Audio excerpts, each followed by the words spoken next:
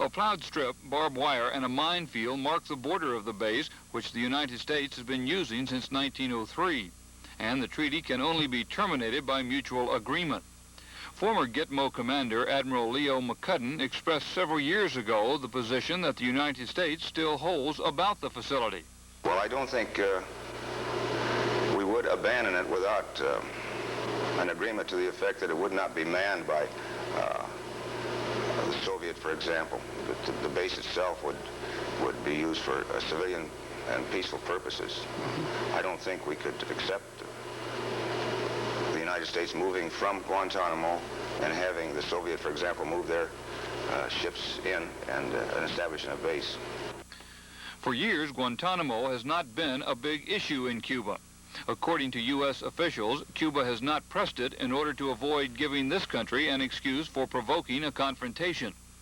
But 2 weeks ago, Cuban Vice President Raul Castro told Senators George McGovern and James Aberrest that U.S. troops must be removed from the Navy base as a condition for renewed relations between the two countries. He said this is the only way Cuba is prepared to negotiate the removal of its soldiers from Africa. McGovern feels that this is another crucial area that negotiators will have to deal with.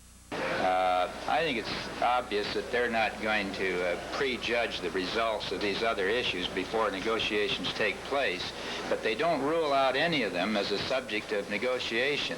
They simply say that the way to get negotiations started on the whole range of issues is to lift the embargo. But for now, life goes on inside Cuba for the approximately 2,500 sailors and Marines who are stationed at the training facility at Guantanamo, which is very vulnerable to attack. But that's not likely to happen, and it's not likely the United States will give up this unique naval base without guarantees on what it will be used for in the future. Ike Seamans, Channel 4 News.